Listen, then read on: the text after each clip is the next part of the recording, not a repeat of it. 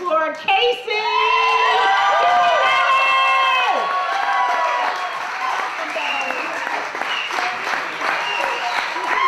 Yo.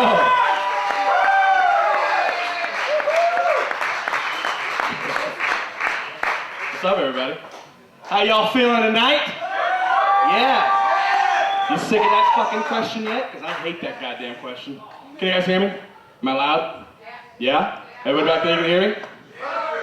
What? Can you hear me? Okay, good. Everyone make a round of applause for Miss Cozey Stone. Yeah, she rocks. You know, fighting to have one more time here, sticking it to the man. You know, doesn't have to be a white guy, because a white guy on the barbecue spot, come on, really guys? Right? All my black brothers over there. So I've only been doing comedy for a little bit, so don't judge me when I look at my notes, okay? Don't judge me.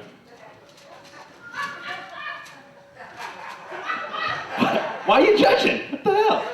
So I haven't figured out exactly how to start my sets off yet. It's kind of a difficult situation. So I'm going to start off with something new. I'm going to start off with a story. This is a story for you guys. It's a story about when I was in high school. I had a great time in high school. I miss it because that's when I peaked, and it sucks now.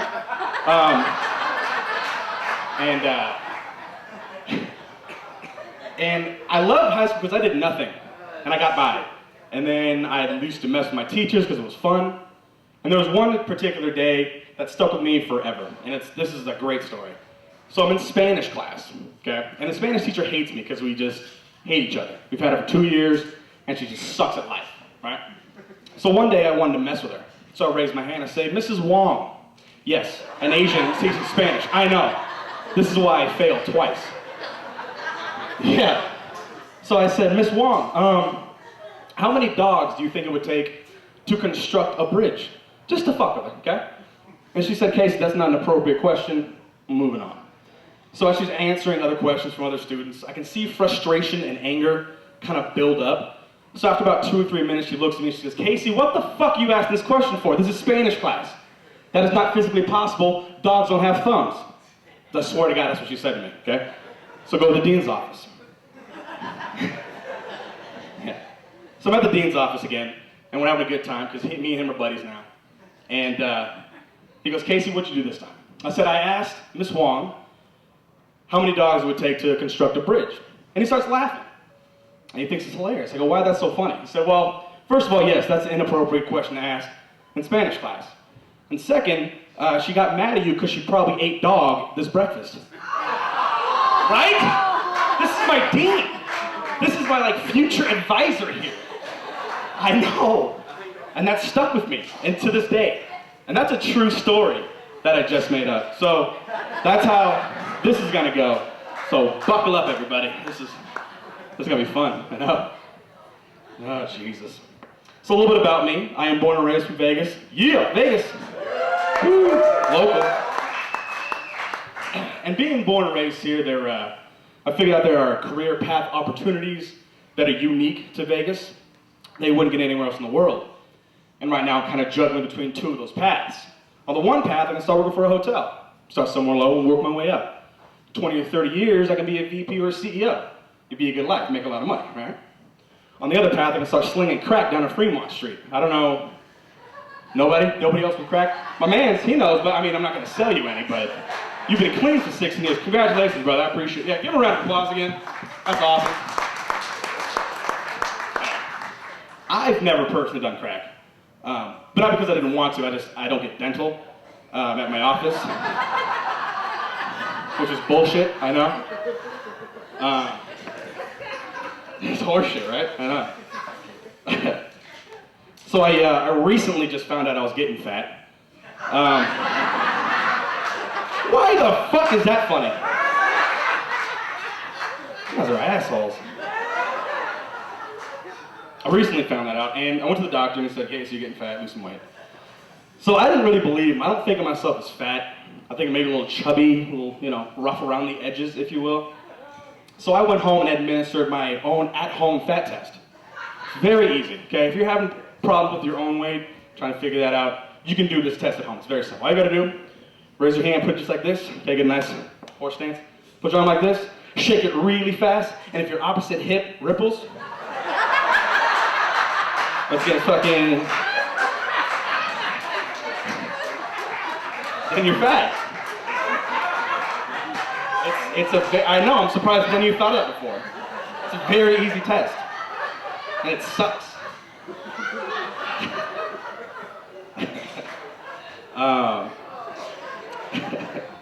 I've been at this particular weight for a couple years. And I have been lucky enough to dabble in some lady parts, yes. I had sex, is what I'm trying to say to you. I had sex numerous times. Because I'm a baller like that. Boy!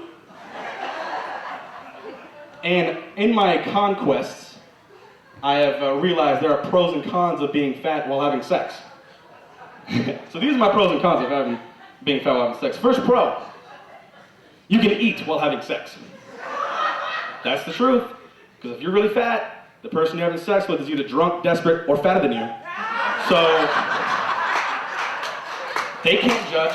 Get a Twinkie, Rice Krispie, whatever you gotta do. Spike that blood sugar, it's okay. You probably got diabetes, but it's alright. Con with that, realistically you're not gonna be having a whole lot of sex. So you're gonna be masturbating a lot more, so stock up, lotions, oils, whatever you gotta do. You know? Get you that rough patch. Sidebar though, masturbating is a good time to figure out what foods you can eat while having sex. Yeah. I do not recommend soups or chili. It gets everywhere. It's not a good look for anybody. Yeah. Second pro. Fatter guys last longer in bed. Yeah, and before you say bullshit, let me drop some knowledge on you. It's scientifically proven that happens because their testosterone level is not as high as fit guys. So girls, if you have a cute guy in your arm but he sucks in bed, drop his ass and get a fatty. Oh yeah, we'll work for it. We'll get you there. Con with that, ladies, your fat guy has to find his dick first to have sex with you, and that's not good when he's moving shit around like it's a puzzle box. It's just not good. Oh, Jesus. So I like pulling pranks on people. This is a fun prank for you fellas. Okay, what you do is you walk up to one of your buddies who's in a committed relationship, and you say, hey, listen, man, I'm sorry to tell you this, but for the last 6 months, me and your girl have been sleeping together. And when he starts getting mad and really mad, you fucking kick him in the nuts and say, she never loved you anyway. You need to run really fast away from her. I know. No one does that? That's fucking... Which brings me to my next joke, by the way. So I found out my ex just got engaged. Yeah, this is happening, by the way. And that's fine. They're in love. They're in love. They're gonna have kids. They're gonna be together forever. You know.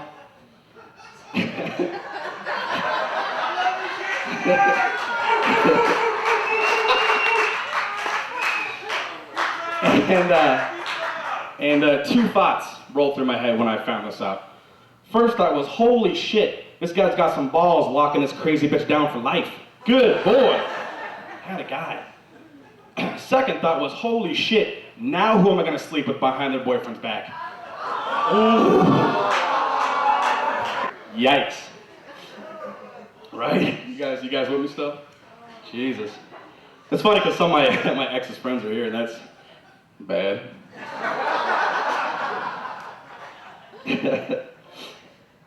Fellas, ever buy a drink for a girl at a bar, and then she turns around and gives it to her husband? Oh, right? It sucks. Oh. All right, here we go. Heads up, Catholics. This one's gonna sting a bit. Condoms are a cool thing. I like condoms. I use condoms, you know, when I have them. And I think they're like the greatest thing that's ever happened in humanity. And I respect girls who want to use condoms. You know, if a girl tells me, hey, listen, I'm not going to have sex with you because you don't have a condom. To which I reply, it's okay, I'm a good Catholic boy. I pull and pray. And there's a Good Friday joke for you. I'm going to hell and you're all coming with me for laughing at that one, by the way. Yep. So I grew up in the 90s. I'm a 90s baby. Give it up for the 90s. Yeah, if you're from the 90s era, decade. You guys are way too old then. All right, that sucks. Sorry. So I grew up in the 90s, and the 90s were the shit. We had the best stuff in the 90s. Best toys, best games. Easily some of the best TV shows of all time. Education was subpar at best, but it's okay. And as I grew up, I grew to appreciate everything that I learned. You know, now that I'm 24, I realize I don't know any of my times tables, but I can recite word for word the Fresh Prince of Bel-Air theme song. Like, in West Philadelphia, born and raised. Really? I'm the only jerk off that knows that song? That's bullshit. Come on. We're at a barbecue place, guys. Come on. I know somebody else here knows that song.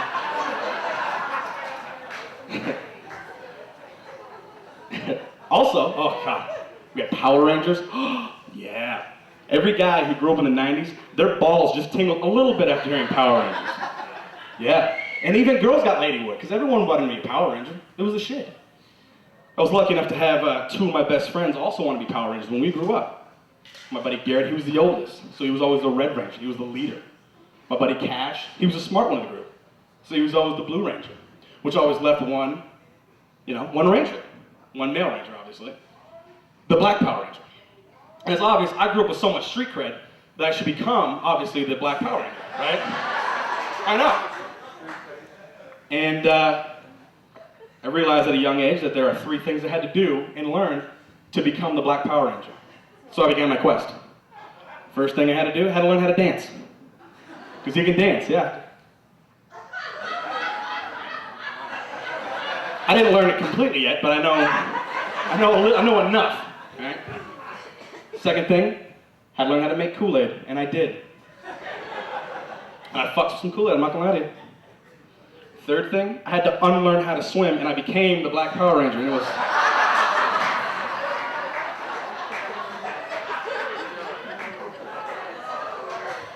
I'm sorry, please don't hurt me.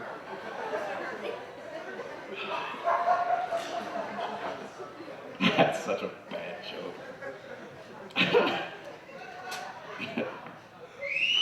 Thank you, I appreciate that. So, I got in a little argument, a little tussle, if you will, or kerfuffle. I heard that word today, kerfuffle. That's an awesome word, I never heard it before. That's got nothing to do with shit, I'm just saying. Kerfuffle, yeah, use it in everyday sentence, it's awesome. Not when you're on stage, though. It sounds terrible. Don't do that shit ever. Anyway, so I got in a little kerfuffle with my roommates last week. And a little bit about us. We all work 9 to 5 during the week, so we try not to do anything too extreme. You know, we all got jobs, so we don't really have people over during the week. So I think it was last Tuesday, I had a little party. Excuse me. And, oh my God. Someone's spiking my water. So I had a little party last Tuesday, and we had a good time, shit the house down, whatever.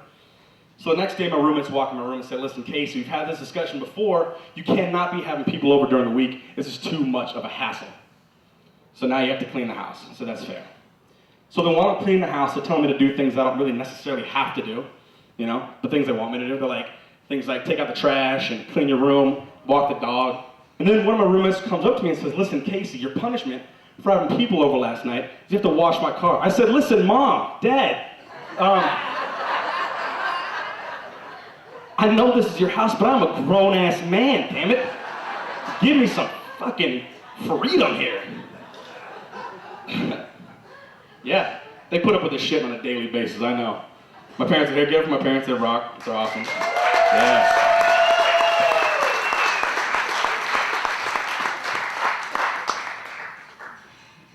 Yeah, they put up with this shit. So it's cool having parents that you can drink with your friends, because it's just fun, I guess. And a couple weeks ago, we were having people over at the UFC fight, and we're watching, we're all drinking. And when my mom is around my friends, she tends to get a little mouthy, a little too big for her britches, if you will, because she's a little woman.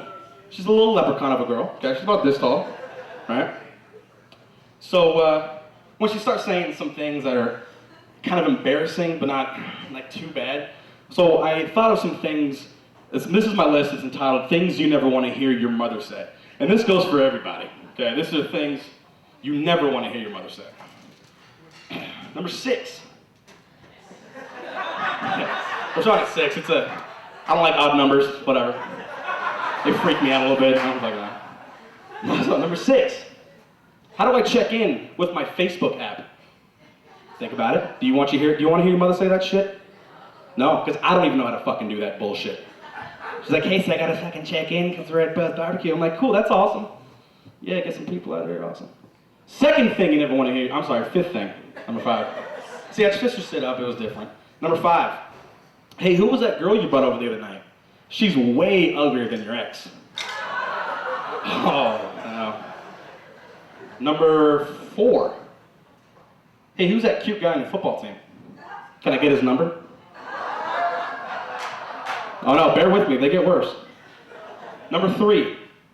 I remember when I was your age, my friends and I would never shave our bush.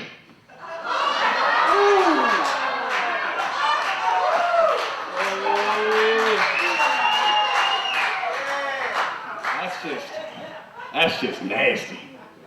Ugh. Number 2. Listen, you're gonna have to leave the house for a while, because me and your father need to get nasty. Oh, right? They know what they're talking about. Listen, son, you gotta fucking leave. We got shit to do. I don't know, how you guys doing? Right. And number 1 thing you never want to hear your mother say. Hey, let me borrow a condom. Oh!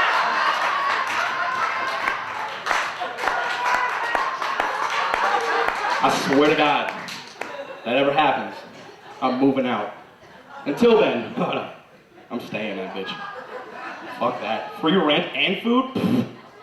Fuck out of here with that shit. So, Titanic came out again, which is awesome. Go Titanic, right? You guys like Titanic?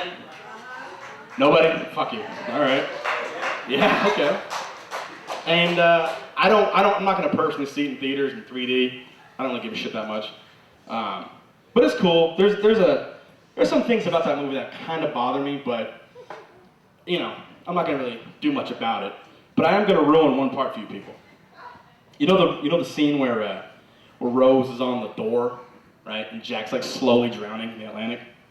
I'm thinking the bitch could have moved over a little bit. The door was big enough. At least like one-legged or some shit. Right? Yeah, now have fun watching that movie in 3D. Some bullshit. You, James Cameron, you fucking... Yikes. So I came to the realization that I would never make it in prison. I know what you're thinking. Rough exterior. No, goo inside. I would never make it. Why is everyone laughing so hard at that? That's not funny. And I came to the realization while watching this show called Locked Up. If you've never seen the show, what it is camera crews go into different prisons across the country and interview hardcore criminal inmates. You know, like hardcore shit. Like serial killers and rapists, you know, tax evaders, hardcore shit, right? Because if you go into prison for tax evasion, you're getting fucked. Both ways, if you think about it. Sorry if anybody here got to prison for tax evasion, I'm sorry about that. So, as I'm watching like my 4th hour of the show, I can feel like my throat start to swell up. You know, I started to feel flushed red. My body started to feel clammy, and I realized that I would never make it in prison because while watching the show, I found out that I'm allergic to shanks and gang rape. I didn't know this before. I never realized it. You know, and then I started thinking about it. If I ever go to prison, I can't grab an EpiPen when Carlos double taps me in the ribcage with a screwdriver. I can't do that shit. You know? I can't pop a Zyrtec every time Bubba and the boys decide it's gang raping time in the shower hall. Like, that shit can't happen. Fuck. Also, I don't think I could pull off a neck tattoo. That's just me. I couldn't get like the Jews or some shit around my neck. I couldn't do that. I could not pull that off. You know, you gotta be a badass to get a neck tattoo. That's my theory. You know, if you have a neck tattoo, you're a badass. you're a dumbass, but you're still a badass. I'm just saying, I'm just kidding. Please don't hurt me. That seems to be the theme of my joke set. Please don't hurt me afterwards.